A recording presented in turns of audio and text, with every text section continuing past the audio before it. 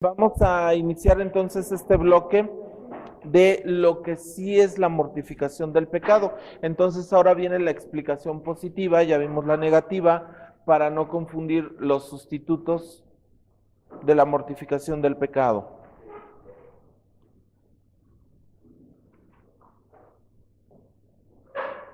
El primer punto es que es un debilitamiento habitual de los deseos pecaminosos.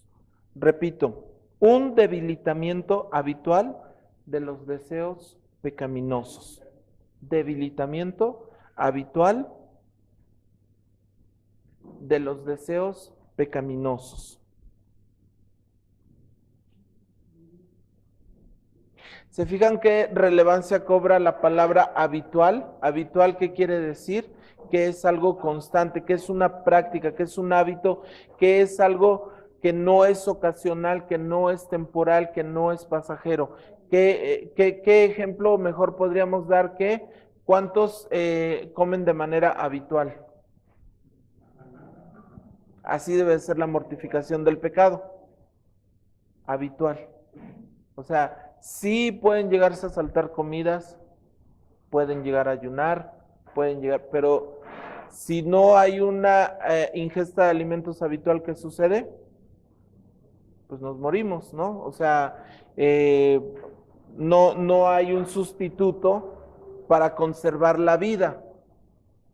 De la misma forma, para conservar la vida espiritual, no hay un sustituto para el debilitamiento habitual del pecado. Tenemos que entender, no todos los deseos pecaminosos tienen el mismo poder sobre nosotros, ¿sí? Por lo tanto, deben de ser atendidos de manera distinta. Hay personas que simple y sencillamente el alcohol no les provoca ninguna tentación, ¿no? Pero hay quien puede ser su lucha de aquí al final de sus días. Y eso no significa que no está mortificando el pecado, ¿sí? Aquí no es que esté añorando el pecado, sino que encuentra que ese es un aspecto al cual debe de poner mayor atención que a otros aspectos en su vida, ¿sí? Ahora, este debilitamiento habitual podemos encontrar una ilustración en Gálatas 5:24. Dice así, pero los que son de Cristo han crucificado la carne con sus pasiones y deseos. Es decir, crucificar la carne con las pasiones y deseos es esta imagen de un hombre crucificado. Al principio este hombre va a luchar y se va a esforzar y va a clamar con fuerza por ser liberado. Pero ¿qué va a suceder? Lentamente se va a debilitar y su fuerza irá disminuyendo hasta que sea completamente aniquilado. No estamos hablando de nuestro Señor Jesucristo, evidentemente. Estamos hablando de alguien que se resiste a morir. Es decir, por eso Pablo puede ser tan pertinente la ilustración, porque el crucificar no habla de una muerte inmediata de un solo golpe. No dice vamos a degollar, vamos a decapitar, o más actualmente vamos a rafaguear el pecado. Dice una crucifixión que se buscaba, entre otras cosas, una muerte lenta y agónica, ¿no? Entonces, ¿qué empieza con la crucifixión? Un proceso de debilitamiento de la carne, que es un proceso gradual, donde al principio un criminal que ve que hay posibilidades de que no lo crucifiquen y que puede dar la lucha a los que lo quieren crucificar, ¿qué tan violento se va a poner? Se va a poner bravísimo. No esperen algo menos del pecado. No me acuerdo quién lo decía, pero quieren ustedes, bueno, queremos darnos cuenta qué tanta iniquidad hay en nosotros. Nos empezamos a dar cuenta cuando verdaderamente queremos vivir en santidad. Decía Jonathan Edwards, a veces tengo que arrepentirme de mi arrepentimiento. porque no es genuino, porque no está siendo motivado por las razones correctas. Entonces, crucificar la carne implica precisamente este asunto de empezarla a clavar y al clavarla, ¿qué va a hacer? Va a luchar por liberarse. Va a dar la batalla, va a dar la pelea, va a empezar a sacar sus mejores argumentos, va a empezar a sacar, y todo eso generalmente va a estar operando ¿dónde? En nuestra mente, en nuestro corazón. Ahí va a estar lo que hablábamos hace ratito, racionalizar el pecado, ¿no? Decir, no, espérate, ¿por qué? Si esto te agrada tanto, te lo has ganado, te lo mereces. No debes de ser tratado así. Entonces, la mortificación inicial y radical se realiza únicamente a través de nuestra unión con Cristo. Solo de esta forma iniciamos el camino completo hacia la liberación del pecado. Es decir, si yo intento hacer este proceso sin estar unido a Cristo, lo único que voy a conseguir es una buena revolcada por el pecado. Yo necesito otra vez asegurarme que estoy unido a Cristo, porque Él sí tiene, por medio de su Espíritu Santo, toda la capacidad, toda la fuerza y toda la autoridad para guiarme, para llevarme de la mano, para mostrarme por medio de la Escritura todas las cosas de las que yo no soy consciente, de las que yo carezco, de los puntos ciegos que yo tengo en mi vida, de las cosas que en este momento tal vez ni siquiera considero que son pecado y que están ofendiendo a Dios. Entonces, esta unión con Cristo hace que el cuerpo de pecado sea finalmente deshecho, para que yo nunca más vuelva a servir al pecado. Es la liberación final de la cual nosotros hablamos, que será ejecutada cuando nosotros seamos liberados de este pecado, ¿no? Perdón, de este cuerpo de pecado. Y eso llega pues con la muerte física. No hay tal cosa en este momento. Lo que sí hay es una mortificación habitual y continua que nos permite avanzar en el proceso de santidad, en el proceso de madurez, y eso es lo que nosotros tenemos que estar viendo en nuestra vida. Segundo, la mortificación del pecado es una lucha y combate continuo contra el pecado.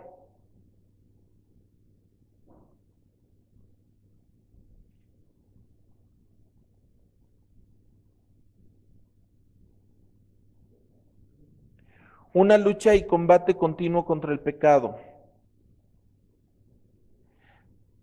Aquí hay un principio muy fundamental. Nosotros tenemos que estar conscientes que perdemos de vista esta lucha con mucha facilidad. Es decir, olvidamos esta lucha continua en nuestra vida o en el día a día con mucha facilidad. Lo que decíamos sobre Jeremías 17:9, en la Biblia de las Américas dice que el corazón es sin remedio. Dice, ¿quién lo comprende? ¿Quién lo entiende al corazón, no? O sea, es una... sabes que hablaba con Memo antes de preparar este seminario, le decía, es que a medida que estudio el tema, haz de cuenta una cebolla, donde ya le quité una capa y digo, wow, y salen otras 5, y digo, chispas. O sea, yo que pensé que había hecho un avance sustancial, y solamente quito o abro esa puerta en mi conciencia o en mi mente o en mi corazón para darme cuenta que hay otras 5 puertas. Pecados a mortificar, que estaban ahí, que han estado ahí todo el tiempo, que son gérmenes que están ahí esperando salir. Entonces, debemos de poner atención en las situaciones en las que el pecado toma rápidamente ventaja sobre nosotros y evitarlas. Es decir, esos detonadores que si yo pongo atención en el proceso de cómo yo llego a un pecado y yo empiezo a identificar dónde inicia el asunto, yo puedo empezar a poner o a cerrar puertas para mortificar ese pecado, para hacerlo perder fuerza en mí. Es decir, hay situaciones a las que yo me expongo que no son pecado en sí misma, pero que son el detonador para llevarme a, ¿no? En alguna ocasión yo le decía a una persona que estaba batallando con lo que ve internet, dale la contraseña de tu equipo a tu esposa, punto. Tú no lo puedes manejar, que lo maneje tu esposa. Que ella sepa cada vez que tú te metes, cada vez que inicias sesión. ¿Y cuál es la constante en esto, hermanos? Pensar que lo podemos hacer solos. Menospreciar la fuerza de lo que internamente está esperando brotar en nosotros, la vieja naturaleza.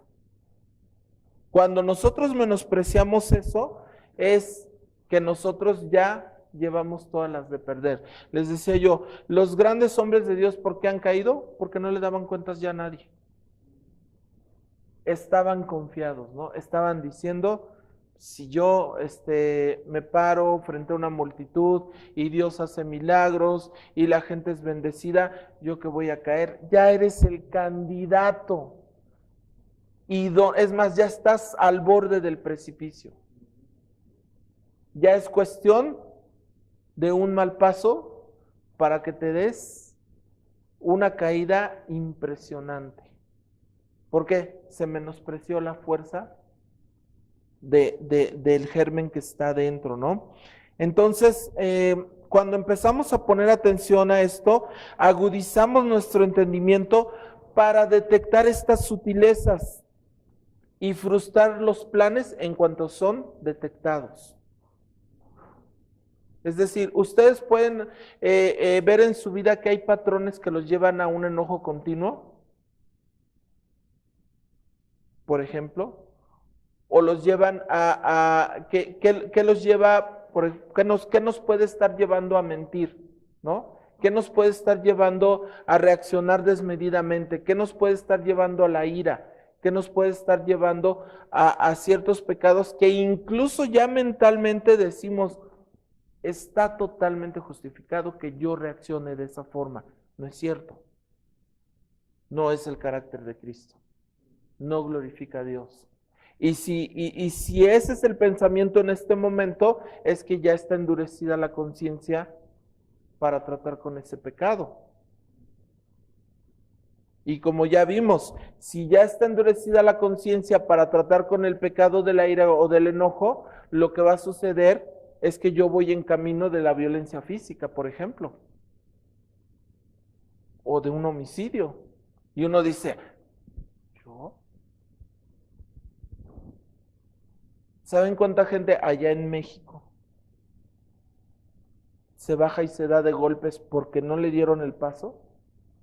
O se baja con un arma y dice, bueno, hermano, pero es que esos son los incrédulos. Pues sí, pero muchas veces al que mataron era cristiano y ojalá sea salvo, ¿no? Pero ¿por qué se metió en eso? Porque literalmente, como dice la Escritura, nuestro enemigo anda como león rugiente buscando a quien devorar, ¿no? Y entonces un descuido de esos nos hace enfrascarnos en un pleito, en un problema que no valía la pena. ¿Qué dice Proverbios? La honra no me acuerdo cómo dice, la honra, no me acuerdo si del justo él, es pasar por alto la afrenta, pero ¿qué dice la honra del? Vamos a ponerle del sabio, versión Luis Valera. Es pasar por alto la afrenta. ¿Qué está diciendo? ¿Quieres pasar? Pásale, no hay problema, ¿no? Sí.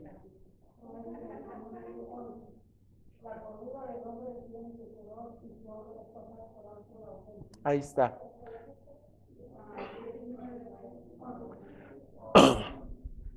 Entonces vemos que cuando agudizamos nuestro entendimiento, empezamos a detectar las sutilezas de nuestro enemigo para frustrar sus planes en cuanto son detectados. Ahora, cuando yo digo enemigo, aquí me encantaría hacer una aclaración, yo creo que todos ustedes lo saben, este es otra vez tal vez un problema de nuestro lenguaje o de nuestro concepto de la guerra espiritual, yo creo que ustedes ya lo tienen bien entendido, pero no está de más. Satanás no se encarga de nosotros de manera personal. ¿Sí? No somos tan importantes, Él no es omnipresente y lo que básicamente está haciendo y lo que la Biblia así describe es que Él tiene acechanzas. Es decir, Él ya ha sembrado todos estos patrones en la naturaleza caída o tiene bien detectados y ajustados estos patrones y Él sabe que son altamente efectivos. Entonces, cuando no los reconocemos, cuando no los detectamos, miren, por ejemplo, ¿dónde puede empezar nuestro problema con la ira y con el enojo? Si el día anterior yo me desvelo pudiendo haberme dormido temprano, o sea, pudiendo haberlo hecho, no lo hice, es altamente probable que yo salga tarde de mi casa. Si yo salgo tarde de mi casa, yo ya llevo una presión extra de llegar a donde tengo que ir. Si alguien se me atraviesa o me hace perder tiempo, yo ya estoy en ese patrón de la acechanza de echarle la culpa a esa persona y decir, por ti voy a llegar tarde, y entonces volcar toda mi ira y todo mi enojo en una persona que se atraviesa. Pero ¿dónde empezó el asunto? En Netflix, híjole. El hermano merece una medalla a la sinceridad. Eso me dice. Al primo de un amigo de un tío que vive allá, ¿verdad? Sí. El problema empezó en Netflix, ¿no? Como dice el hermano y testifica de su... Ya detectó. Entonces vemos que el asunto es mucho más profundo que el momento en el que yo ya exploté.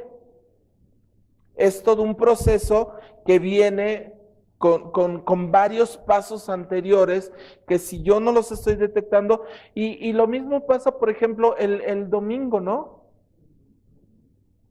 Nuestra preparación para escuchar el sermón, yo todavía me estoy recuperando tu sermón, hermano, pero no, en un buen sentido, lo sabes.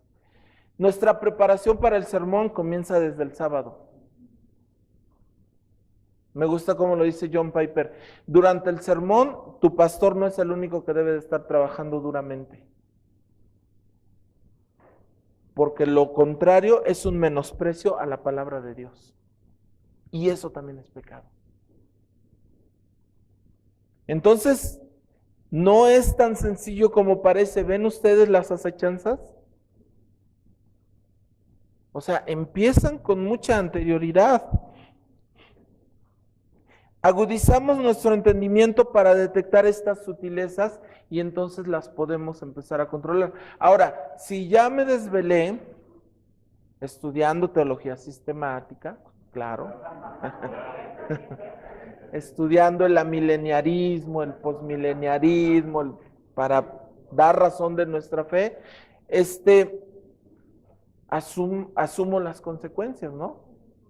¿Saben qué? Me tengo que reforzar en el aspecto de la paciencia. La otra vez me pasó en el súper, de veras, yo dije, ya, mejor me río porque de veras me estaba hirviendo la sangre, ¿no? Y digo, es una tontería. Y lo digo, ¿no? O sea, en el súper que yo voy habitualmente, si uno sale antes de media hora con boleto sellado, no paga nada. Y yo dije, no, me da perfectamente tiempo, llego, hago mis compras, tenía 27 minutos, y entonces voy así, y una señora se me pone frente, ¿no? Dije, todavía tengo tiempo. Bueno, un ser humano se me pone enfrente. Y empieza a tardar, se empieza a discutir con la de la caseta, empieza que no, que sí, que no quería pagar, pero ya no estaba en tolerancia. ¿Y qué creen? Cuando vamos todos para atrás, yo ya estaba en el minuto 31. La señora que no quiso pagar me hizo pagar a mí. Digo, ya, Señor, son 5 pesos, ¿por qué? O sea, mi enojo es, ¿cómo me puede consumir tanto tiempo en la mente 5 pesos? Pues estamos aprendiendo, o sea, no fue Netflix, hermano, fue la señora. De verdad que pecado de soberbia.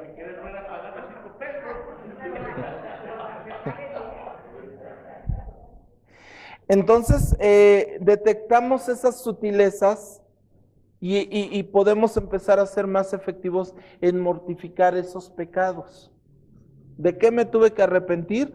Pues de la impaciencia, de darle tanto, o sea, realmente ustedes ven, el enojo no son los 5 pesos, el enojo es ¿por qué eres abusivo y me haces perder el tiempo y le haces perder el tiempo a los demás? Y toda una serie de que yo no tengo que estar cuestionando. Yo no llevaba tanta prisa, ¿por qué me enoja tanto? Debo de examinar mi alma.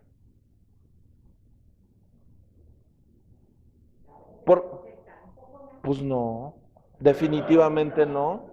Era una calabacera cualquiera, ¿no?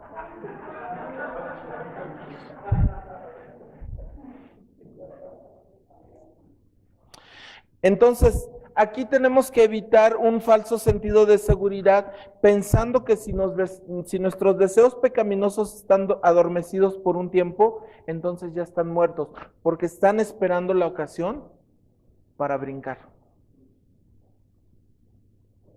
Y lo van a hacer. No lo duden, lo van a hacer. Detecto esas sutilezas y entonces yo puedo combatirlas. Si yo salgo tarde de mi casa, ¿qué debo de pensar? Es mi responsabilidad entonces compensar esa tardanza que fue descuido mío con paciencia para tratar a los demás. El descuido fue mío. Si yo tengo que llegar a un lugar a tiempo, yo tengo que tomarme el tiempo para imprevistos. Y no enfurecerme porque alguien se me atravesó en la fila y ya me hizo desfasarme de la puntualidad. Es empezar a ver la responsabilidad que hay en mí y atacarla, ¿no? 3. La mortificación sí es un éxito cada vez más frecuente en nuestra lucha contra el pecado que aún mora en nosotros. La mortificación sí es un éxito cada vez más frecuente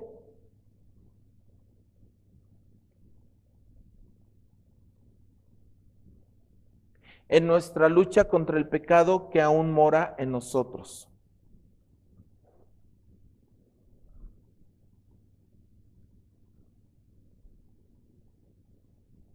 En otras palabras, aquí estamos definiendo el concepto de éxito como una victoria sobre el pecado con la firme intención de aprender la lección y seguir en esa línea. Me cuesta trabajo estar despierto durante la predicación. ¿Qué tengo que hacer? El café de Wirikuta es... No, pero pueden pasar allá. Cambiar el predicador también. Pero ¿cómo me preparo yo? Aún hay alimentos que dan sueño, ¿no? Y esa puede ser mi responsabilidad. Descansar correctamente de sábado a domingo. Mañana va a ser la prueba de fuego, ¿verdad? Para mortificar ese pecado. Y hay cambio de horario. Entonces, yo detecto esa sutileza, la corrijo con la firme intención de ¿qué? De adoptar esa mortificación como un hábito permanente para ¿qué? Eventualmente acabar con ese pecado en mi vida. Esa es la aplicación totalmente práctica de lo que estamos hablando. No llegar al punto que yo enfrento y está la prédica y yo estoy así ya empezando a interceder por las naciones. Y digo, ¿por qué tengo tanto sueño? Bueno, pues es que si cené así, si me dormí a tal hora, como sugiere el hermano viendo Netflix, pues evidentemente voy a llegar con sueño el domingo a escuchar la palabra de Dios, dándole muy poco valor a lo que Dios quiere hablarnos a través de su palabra. ¿Y cuántas personas realmente ven eso como pecado? Dicen, a mí no me pidas más, yo voy y punto, ¿no? O sea, ya date por bien servido que yo estoy congregándome. ¿De verdad?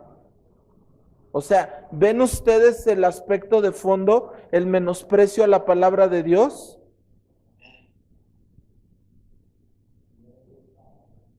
¿Qué sutileza? ¿Y qué pecado tan grave? Y uno diría, calmado, no seas legalista.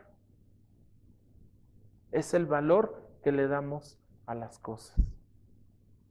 Yo les comentaba ese ejemplo cuando fuimos a cenar bien rico, que me dio un sueño. Ay, sí. Les decía, imaginen el caso hipotético que nosotros tenemos la oportunidad de, que nos dicen, todos los días a las 10 de la mañana van ustedes a tener acceso a un cuarto totalmente lleno de dinero. Reglas, solamente pueden entrar una vez y solamente pueden sacar de ahí lo que puedan cargar de una sola vez. Pregunta, ¿llegarían tarde? ¿Sacarían solamente un billete de 500? No, con eso me alcanza para mi mandado, no necesito más. ¿Llegaríamos desvelados?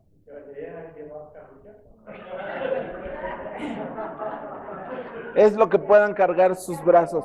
Ahora, ¿por qué no llegaríamos tarde? ¿Por qué hasta practicaríamos en casa? ¿Por qué llegaríamos totalmente despiertos? ¿Por qué nos aseguraríamos de llegar? ¿Por qué haríamos todo lo posible por estar puntuales? ¿Y por qué nos enfocaríamos y nos concentraríamos? Porque el dinero es algo que consideramos altamente valioso. ¿Y la predicación de la palabra del Señor?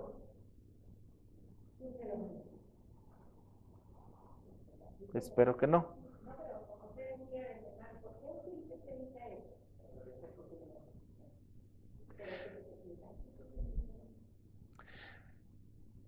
A veces decimos, los cristianos no tenemos ídolos. Cuando para muchos de nosotros el entretenimiento ha sido un ídolo al que servimos con absoluta fidelidad. ¿Llegamos a tiempo? A veces utilizamos el dinero que no tenemos, planeamos todo nuestro día. Yo les ponía este ejemplo allá en el grupo de estudio y la verdad, hermanos, estamos ahora sí que hablando con el afán de edificar. Y yo les decía, hermanos, de verdad es tan lamentable. Uno dice oración, reunión de oración, y llegan 3. Dice uno convivio y hasta enfermos llegan. Y les decimos, era convivio, no campaña de oración, de sanidad. Pero fíjense el ejemplo, y yo lo ponía allá, si a ustedes, bueno, si a alguien, o a nosotros, o a cualquiera nos puede pasar, le dicen en viernes a las 3 de la tarde, oye, ¿qué crees? Tengo unos boletos para el Rey León que no voy a ocupar y cada boleto vale 2,000 pesos. Si tú los quieres ocupar, te los regalo. Pedimos permiso al trabajo, sacamos dinero de donde no existe, ocupamos el dinero para el estacionamiento, hasta decimos después nos vamos a cenar todo, servimos al ídolo entretenimiento con una fidelidad absoluta. Nos pone sus horarios, nos pone sus reglas, nos pone la cuota, le llevamos su ofrenda, le entregamos nuestro tiempo, le entregamos toda nuestra atención. ¿Cuántos, cuando vamos al cine decimos, yo no veo películas de más de hora y media, Y no lo digo porque ahorita ya hemos puesto hora para terminar. Entiéndanme el asunto. Yo sé que ahorita es una cuestión de orden porque hay más cosas. Pero ¿alguna vez han escuchado a alguien que sirve con devoción al ídolo entretenimiento y diga, sabes que a mí me encanta Harry Potter, pero si la próxima película dura más de hora y media, no la voy a ver? ¿Alguna vez han escuchado a alguien que diga eso? No. ¿Cuánto dinero antes estábamos dispuestos a pagar por nuestro artista favorito?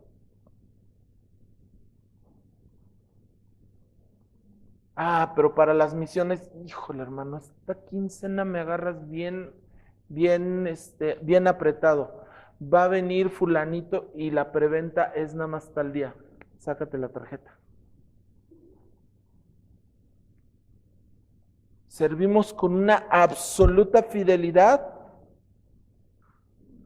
al ídolo entretenimiento. Y es un ejemplo nada más, hermanos, porque todos batallamos con cosas distintas, ¿no?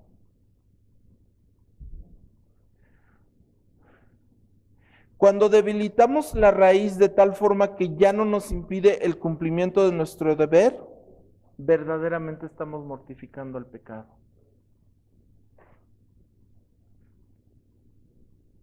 Debilitar la raíz de tal forma que ya no nos impide el cumplimiento de nuestro deber. En el ejemplo práctico que estamos poniendo, ¿cuál sería? Yo voy a empezar desde el sábado a tomar en serio la forma como me preparo para escuchar la palabra de Dios el día domingo. Estoy debilitando de raíz una sutileza que es altamente probable que está quitando uno de los medios de gracia y está quitando la vitalidad de todo aquello que yo pudiera aprovechar la exposición de la palabra del Señor el domingo. Y tal vez ni enterado estaba. Por la implantación y crecimiento de la humildad, el orgullo va a ser debilitado. Por el crecimiento de nuestra confianza en Dios, el afán será debilitado. Por la paciencia, voy a tratar con la intolerancia. Por la pureza de mente, voy a tratar con la impureza. Y la mente celestial tratará con las cosas que amo de este mundo. ¿Se fijan cómo hay un sustituto para cada cosa? ¿Hay una contraparte para cada cosa? Sí, hermano, ¿querías decir algo? Ok. Es decir, yo pude detectar a través de una prédica que escuché una vez y fue una bendición para mí, lo grave que es el pecado del afán. Cristo lo condena el afán totalmente. En Mateo. Y yo decía, no es afán, es que soy responsable. Es que si yo no me preocupo por mi familia, ¿quién? Es que hay una línea muy delgada entre ser responsable y ocuparse de las cosas y un afán que nos empieza a paralizar porque realmente no confiamos que Dios tiene cuidado de nosotros. Y no lo había detectado. En medio de mi circunstancia difícil, ¿cuál es verdaderamente la cuestión que Dios está tratando conmigo? No es que Él no sea suficiente, no es que Él no pueda proveer para mis necesidades, es que quiere acabar con el afán. Y quiere que verdaderamente durante el momento de la prueba yo esté consciente de cuán poco he confiado en Él como el Dios que sostiene mi vida. Y por eso, como dice aquí en Mateo, fíjense, es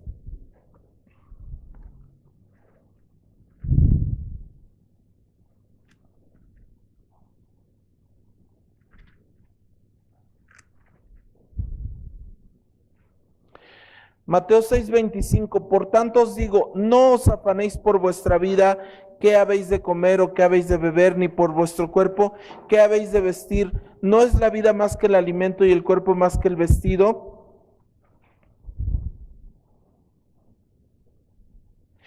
Versículo 32. Porque los gentiles buscan todas estas cosas, pero vuestro Padre Celestial sabe qué necesidad de todas, sabe que tenéis necesidad de todas estas cosas. 34. Así que no os afanéis por el día de mañana, porque el día de mañana traerá su afán. Baste cada día su propio mal. Y de esto podríamos, sacar muchísimo. Pero ¿cuál es, digamos, la aplicación práctica a la que yo los quiero llevar? Que podemos estar, por ejemplo, confundiendo el empezar a hacer cosas que no nos corresponden o el dejar de hacer cosas que sí son nuestro deber, simple y sencillamente porque el afán ya nubló o endureció nuestra conciencia sobre los deberes que tenemos que atender con Dios.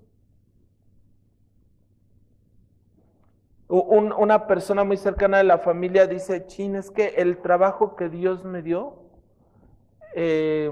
no me deja congregarme. Hermanos, si tienes que decidir entre ese trabajo y obedecer el mandamiento de guardar el día del Señor, yo no veo por dónde puedas cambiar el mandamiento. Por muy bueno y atractivo que sea el trabajo. ¿No es parte de la fe?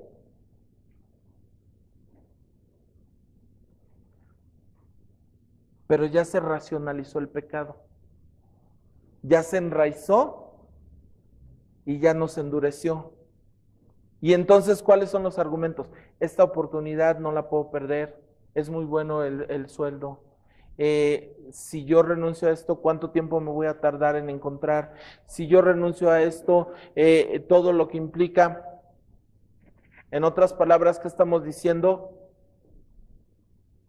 Voy a dejar de lado el mandamiento explícito del Señor porque ya racionalicé mi pecado. Porque ya estoy endurecido. Bueno, ojalá lo dijéramos así, ¿verdad? Porque eso sería el primer paso para salir. Más bien, esa es la descripción de lo que está sucediendo en nuestra conciencia. Ya lo racionalicé, ya tengo toda una serie de argumentos para decir simple y sencillamente no voy a renunciar a esto. Aunque vaya de por medio el desobedecer un mandamiento tan claro.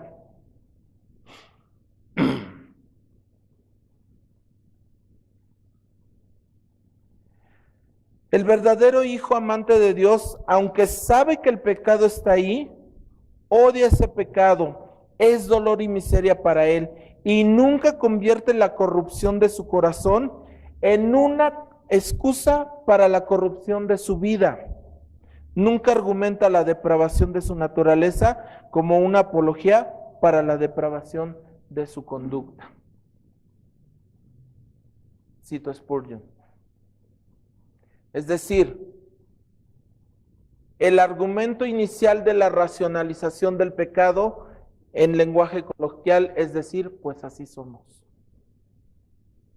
Seguimos siendo carne. Y renunciamos a pelear una batalla que claramente en las Escrituras nos está diciendo lo debemos de intentar. Es tanto como decir, pues sí, el Espíritu Santo está conmigo, sí estoy unido a Cristo, pero así soy.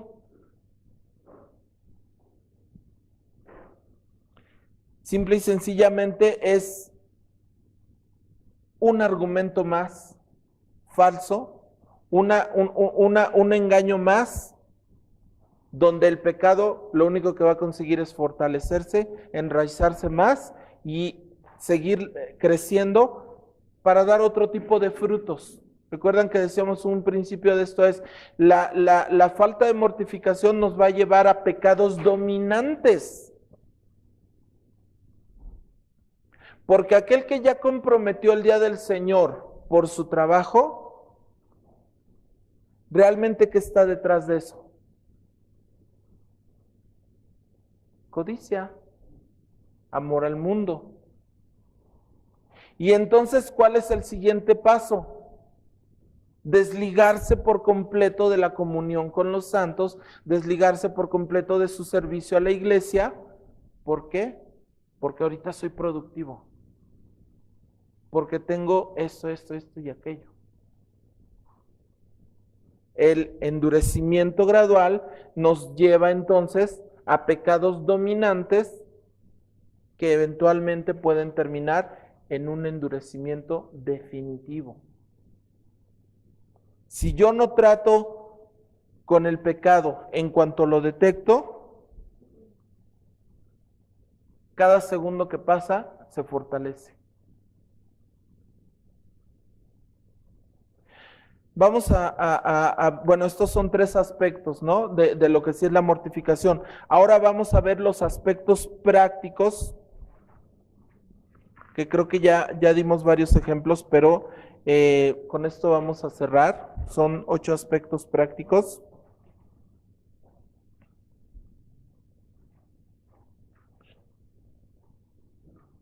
El primero que hemos estado repitiendo una y otra vez es: todo inicia con nuestra unión con Cristo.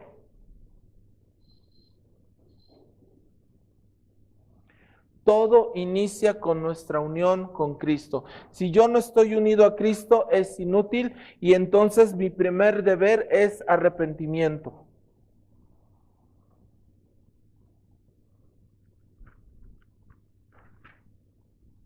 ¿Recuerdan el discurso de Pedro de Hechos 2?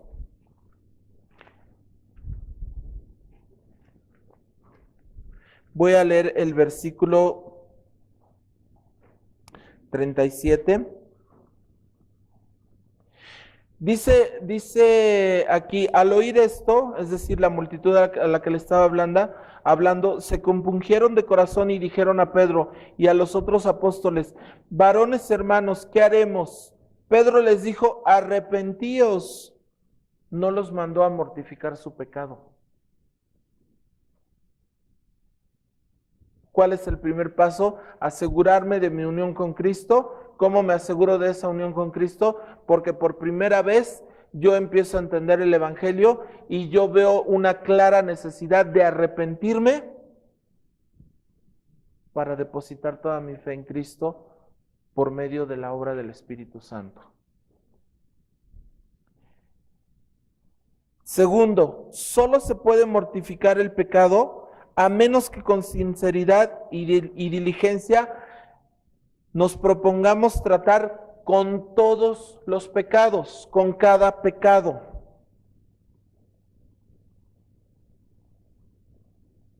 Solo podremos mortificar al pecado a menos que con sinceridad y diligencia tratemos con cada pecado.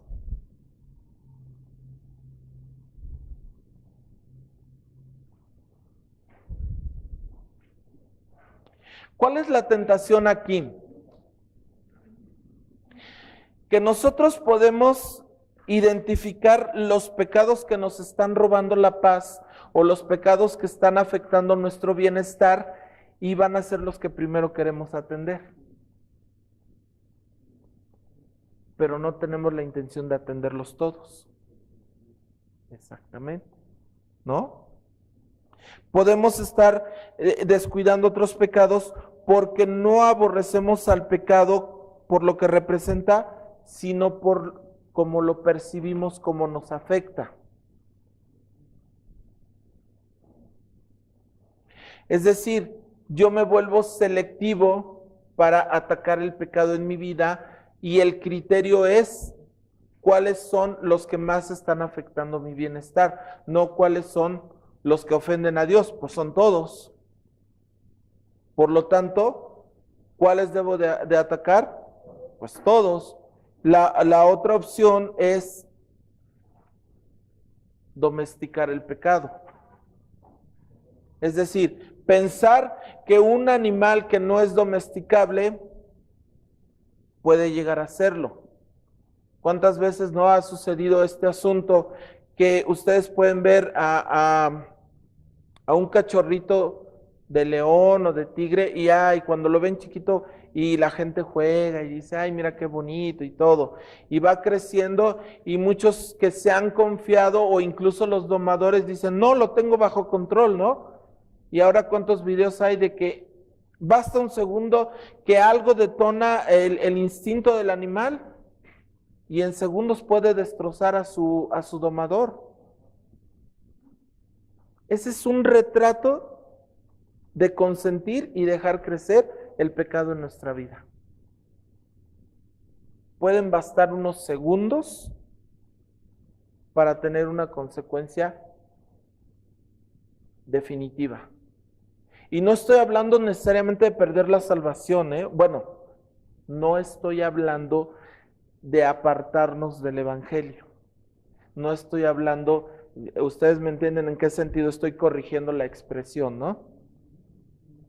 O sea, más bien de que se haga evidente de que no estábamos en el Evangelio. Estoy hablando de una caída grave que nos puede traer consecuencias toda la vida. Dice, por ejemplo, Proverbios, la afrenta del adúltero jamás será quitada. Ya es un sello que se trae. ¿Dónde estuvo el problema? No se mortificó el pecado. Lo que empezó como una pequeña licencia fue incrementando, fue recorriendo la línea. Algo que platicábamos Memo y yo, le decía, las personas que ahorita están con todo este asunto de la identidad de género, de la mentalidad posmodernista, ellos trabajan a largo plazo. Ellos son pacientes. Ahí podemos ver la estrategia del pecado. Ellos saben, fíjense, un principio que tienen ellos, ¿cuál es? Lo que una generación tolera, la siguiente generación lo va a abrazar. No llevan prisa, porque saben que son altamente efectivos. Hace 2 generaciones, ¿para qué prepararon a la juventud? Para que ahora las drogas sean de lo más común.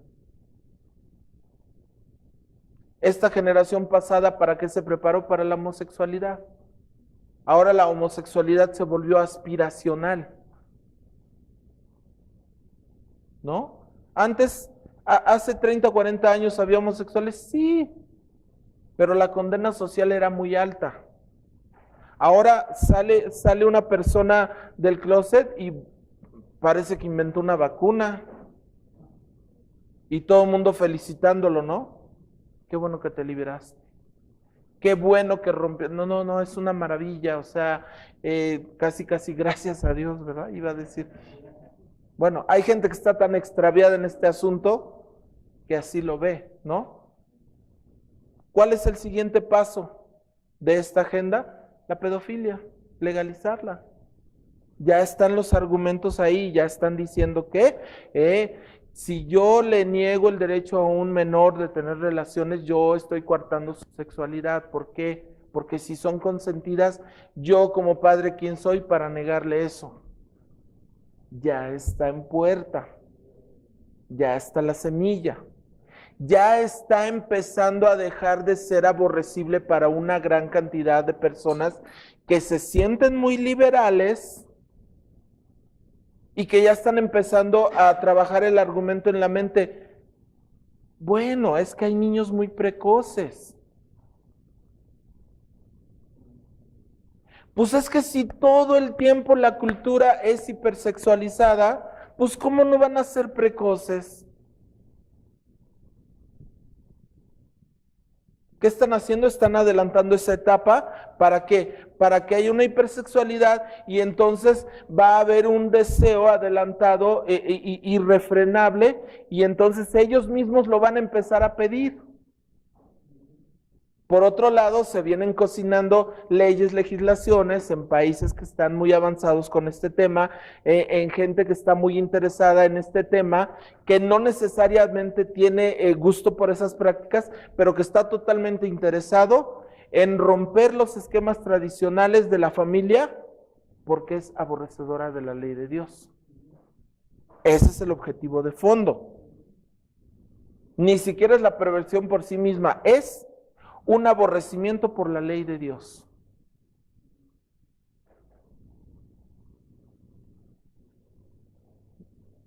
Vamos a ver en 20, 30 años cómo está el asunto. Así como esta agenda no lleva prisa porque es altamente efectiva, así el pecado está esperando, porque todos los días nos puede recorrer la línea, tantito, así, así, así. Y de repente, este púlpito que estaba centrado, y no es profecía, ay, sí, ya está totalmente de aquel lado. Semipelagiano, no, no es cierto. Totalmente en otro lado. Y uno dice, ¿en qué momento se movió? Es que ¿saben cuál fue la efectividad? Fue la discreción, la paciencia, la sutileza para trabajar, lo muevo 1 milímetro. Ay, perdón, hermano, lo moví tantito para allá.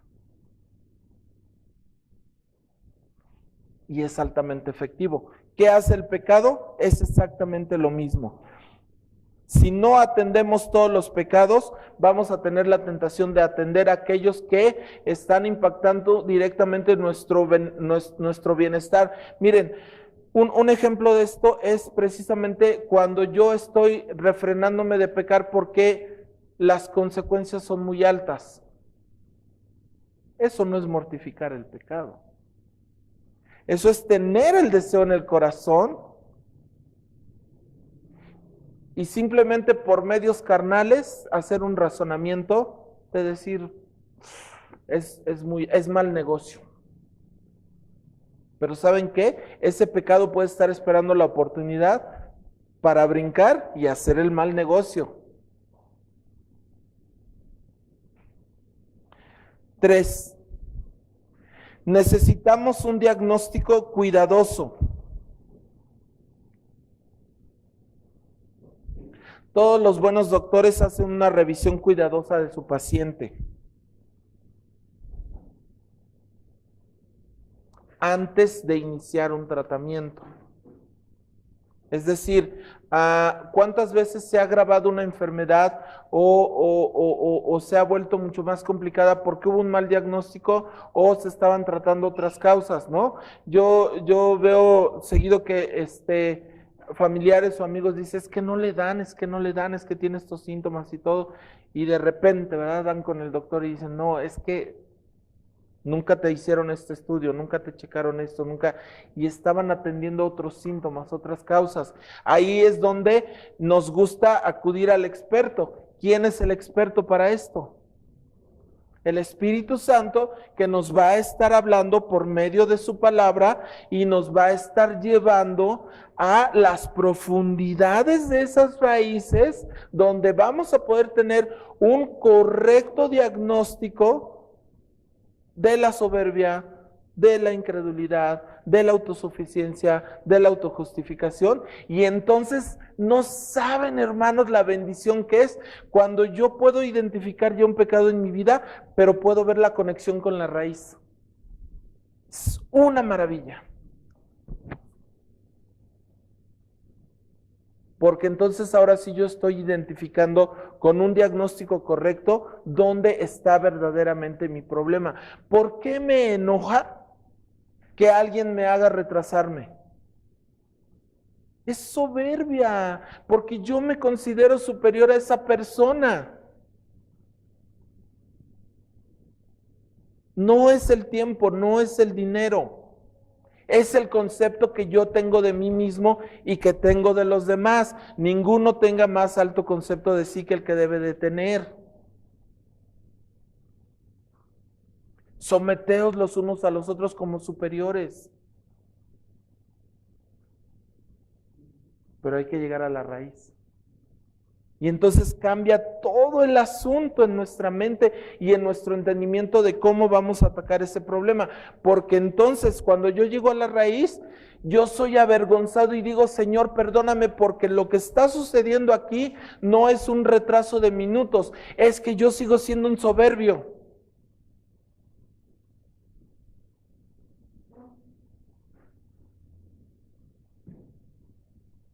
empiezo a avanzar.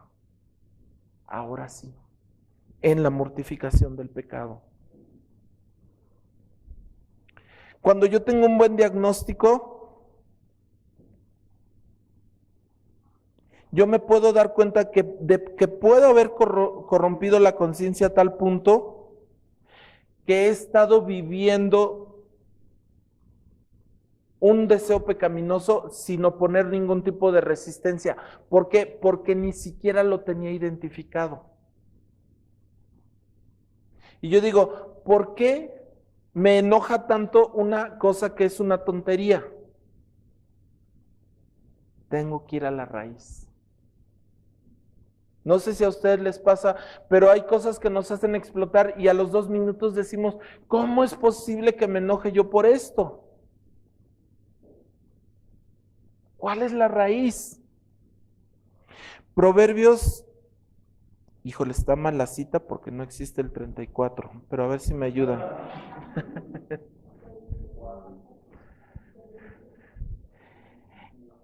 La traigo en la NBI, entonces tal vez le suene un poquito diferente, pero se me hace que debe ser 24:32.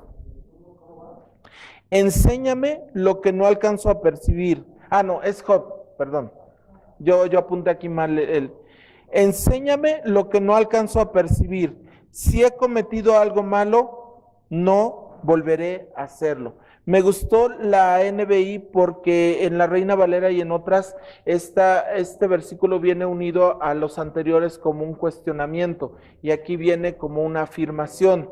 ¿Qué está diciendo? Enséñame lo que no alcanzo a percibir. Es decir, está reconociendo el escritor, tengo tantos puntos ciegos, si he cometido algo malo no lo volveré a hacer. Este es uno de los principios de la mortificación. Entonces, ¿cuál es el asunto aquí? Sin la ayuda del Espíritu Santo, sin una meditación en la palabra profunda, yo estoy lleno de puntos ciegos. Y realmente yo no estoy viendo las raíces de mi pecado, yo estoy viendo el fruto únicamente. ¿Y qué pasa si un árbol si a un árbol le quitamos el fruto y estamos cortando ramitas? Pues va a seguir floreciendo cada vez más, ¿no? ¿Qué necesitamos para que sea eliminado por completo? La raíz. Vamos por la raíz, ¿no? Dice John Owen, un deseo pecaminoso al cual se le ha permitido vivir cómodamente solo puede ser removido con gran dificultad, como el óxido en el metal. ¿Qué se utiliza para remover el óxido en el metal? Pues ya se utilizan procesos químicos, ¿no? Ya se pueden utilizar sustancias o ya se va a utilizar herramienta más pesada. No es un diurex que vamos a arrancar de un papel, es un proceso que ya requiere más, que ya requiere otro tipo de medidas, ¿no? Cuidado con un corazón que quiere la paz sin una lucha. Eso es un engaño. Va a haber una lucha a muerte y nosotros, si renunciamos a esta lucha, estamos renunciando a nuestra paz con Dios porque estamos haciendo la paz con el pecado. Hay un riesgo aquí muy latente. Cuando nuestra conciencia es inquietada, a veces podemos tomar la decisión de mortificar el pecado buscando otras evidencias de que somos verdaderos creyentes.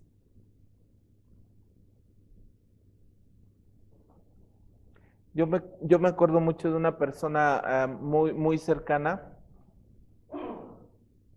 Decía, ay Pablo, es que yo sigo batallando con el cigarro, pero el Señor ya me quitó lo chismosa. No está dispuesto a mortificar el pecado. Está diciendo, quiero ir pasito a paso. Pero ese pasito a paso que está haciendo, afirmando como pecado dominante el que no quiere soltar. Fíjense el ejemplo, es una condición espiritual muy peligrosa. Muchos judíos fueron inquietados por la predicación de Jesús, pero en vez de arrepentirse se aferraron a su posición como hijos de Abraham y pensaron que debido a esto serían aceptados por Dios. ¿Se acuerdan en Juan 8? Dice que algunos creyeron, pero siguieron escuchando y dijeron, no, espérame, eso no. Nosotros somos hijos de Abraham. En lugar de recibir el evangelio, en lugar de arrepentirse, en lugar de recibir la corrección, buscaron otra evidencia que dijera, yo sigo siendo aprobado delante de Dios, aunque no tenga intención de reconocer que lo que tú estás diciendo es verdad. No hay una verdadera intención de mortificar el pecado. Esto es un síntoma de un corazón enamorado del pecado. Ahora, ¿cuál es el asunto aquí? Aún eso lo podemos tratar con Dios. Señor, decir, pues el primer paso es reconocer, Señor, yo sigo luchando con esto porque la raíz es que me sigue gustando esta práctica. Y confesarlo tal y como es. Ayúdame en mi debilidad. Hacerlo de otra forma es simple y sencillamente engañarnos y endurecernos más. Otro aspecto que debemos de cuidar, vamos a Segunda de Reyes 5:18. Cuando queremos excepciones.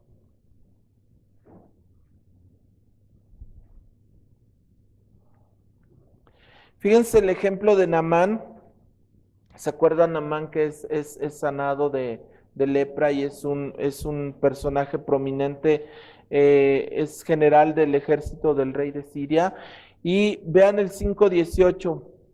Dice, en esto perdone el Señor a tu siervo, que cuando mi señor el rey entrare en el templo de Rimón para adorarle en él y se apoyare sobre mi brazo, si yo también me inclinare en el templo de Rimón, cuando haga tal, el Señor perdone en esto a tu siervo.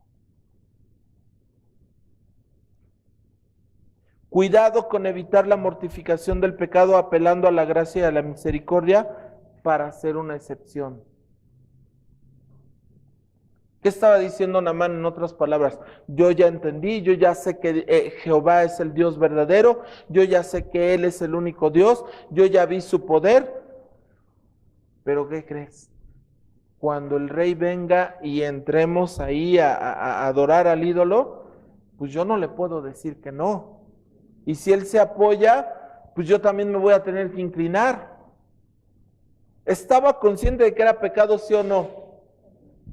Quería una excepción.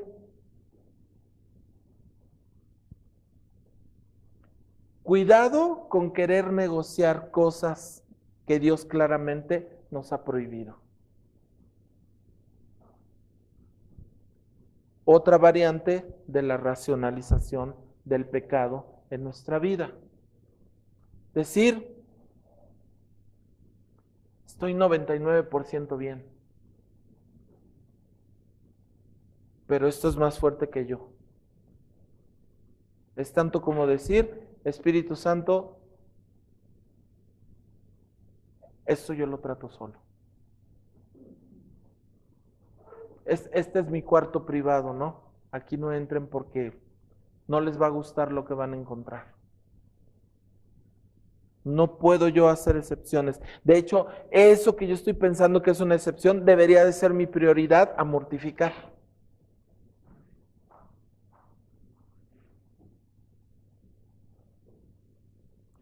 Cuando el único motivo para evitar un pecado es el temor a las consecuencias, este es un síntoma de una condición espiritual que requiere una atención urgente.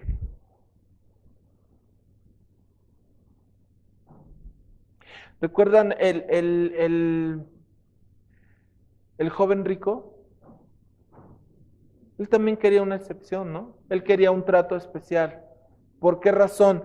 Porque Jesús dice, fíjense, Jesús no le contradijo, no dijo, épale, tú no has guardado toda la ley, tú tienes ahí, solito lo confrontó y le dijo, una cosa te falta.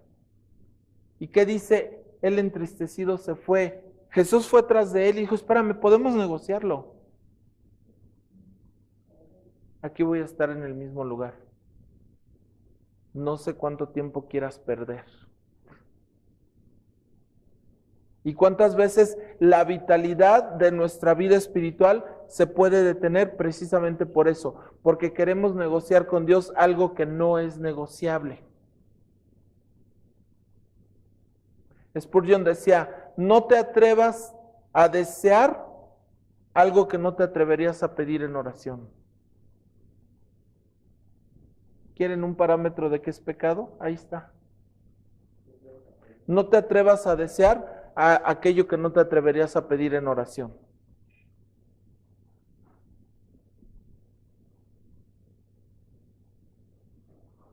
Y eso a veces incluye trivializar los asuntos. Por ejemplo, yo antes veía, por ejemplo, en la iglesia que iba, que cuando estábamos en el grupo de jóvenes, de repente el que estaba al frente pedía que oráramos porque ganara cierto equipo de fútbol americano. Y yo sabía que eso estaba mal, pero no podía explicar por qué. Sí, orábamos por los vaqueros. Y salieron campeones. No, no es cierto. Pero ahora lo veo claramente, o sea, en el sentido de decir, de qué forma nosotros pudiéramos estar trivializando nuestra relación con Dios y de qué forma o qué concepto teníamos de Dios que podíamos estar elevando esas peticiones que son totalmente vanas.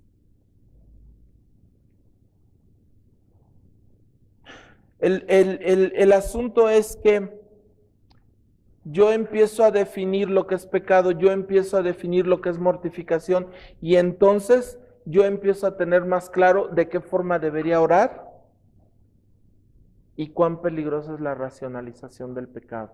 Es decir, ¿en qué sentido eso estaba mal? Bueno, no podemos estar pidiendo esas cosas, ¿no? En oración, o sea, que el Cruz Azul salga campeón, ¿no? Y últimamente, bueno, grandes debería ser nuestra fe, ¿verdad? Para eso, pero bueno, yo ni le voy al Cruz Azul. Pero ven ustedes el asunto de fondo, ¿cuál es? ¿Qué concepto tenemos de Dios y qué concepto tenemos de la oración? Que nuestra mente está ocupando esas cosas. Y yo no voy a meter una condenación tal que diga, ay, es pecado ver ocasionalmente el fútbol, ojalá sea ocasionalmente, ¿no? Y eventualmente nunca. Dice el apóstol Pablo, aprovechando bien el tiempo, ¿por qué? Los días son malos, ¿no? José nos da el ejemplo de la motivación correcta para no pecar. Génesis 39:9.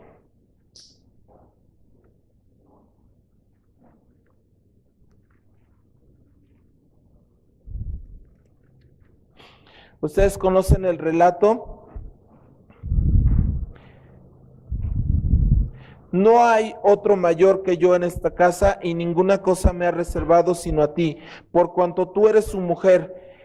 ¿Cómo pues haría yo este grande mal y pecaría contra Dios? Aquí tenemos oro molido para encaminarnos a la correcta mortificación del pecado. ¿Cuál es la motivación correcta para estar insistiendo en la motivación, en la mortificación del pecado? Un temor de Dios definido por un altísimo concepto de reverencia a la santidad de Dios, en el cual ahora lo primero, lo que va por delante es cómo pecaría yo de esa manera contra Dios.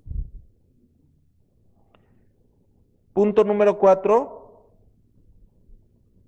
Esforcémonos por llenar la mente con una clara y constante conciencia de la culpa, el peligro y maldad del deseo pecaminoso que aún habita en nosotros. Repito, esforcémonos por llenar la mente con una clara y constante conciencia de la culpa.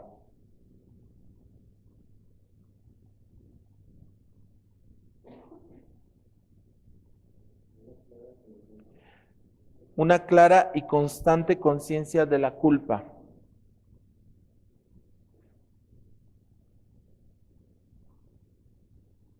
El peligro y maldad del deseo pecaminoso que aún habita en nosotros. El peligro y maldad del deseo pecaminoso que aún habita en nosotros. En otras palabras, ¿cuál es el clímax de esta conciencia? Que podamos llegar a ver el pecado tal y como lo veremos en la eternidad, totalmente aborrecible. 5. Un aspecto práctico fundamental cuando estamos teniendo un momento de lucha especialmente difícil con una tentación o con una prueba es meditar larga y profundamente en los sufrimientos de Cristo.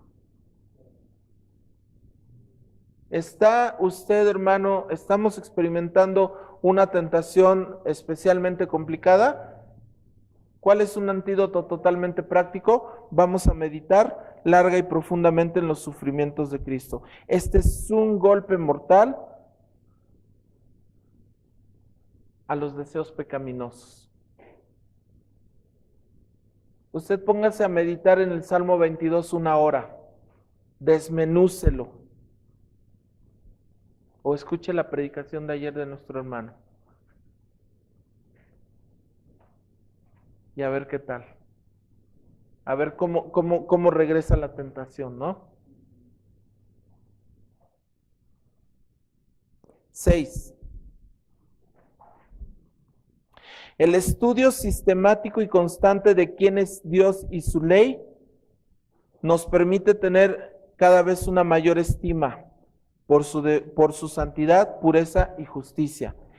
El estudio sistemático y constante de quién es Dios y su ley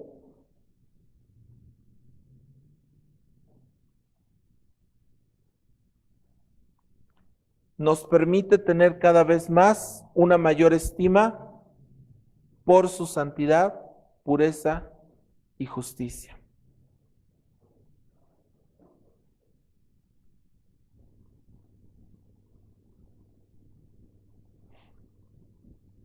Aquí cito a Matthew Henry, escucha esta cita tan hermosa. Dios escribió una vez sus leyes a su pueblo, ahora las escribe en ellos. Él les dará entendimiento para que conozcan y crean sus leyes. Les dará memoria para retenerlas, les dará corazón para amarlas, valor para profesarlas y poder para ponerlas en práctica. Este es el fundamento del pacto de gracia. No se va a quedar la obra inconclusa, no se va a quedar la obra a la mitad. Él ha dicho, yo lo haré. No se está pidiendo nada del creyente. Esto va a fluir, ¿qué? De manera natural en el verdadero creyente. ¿Por qué? Porque es una obra soberana de Él. 7. Saturar nuestra mente de la Escritura para combatir la promesa del pecado con promesas infinitamente superiores. Saturar nuestra mente de la Escritura para combatir la promesa del pecado con promesas infinitamente superiores.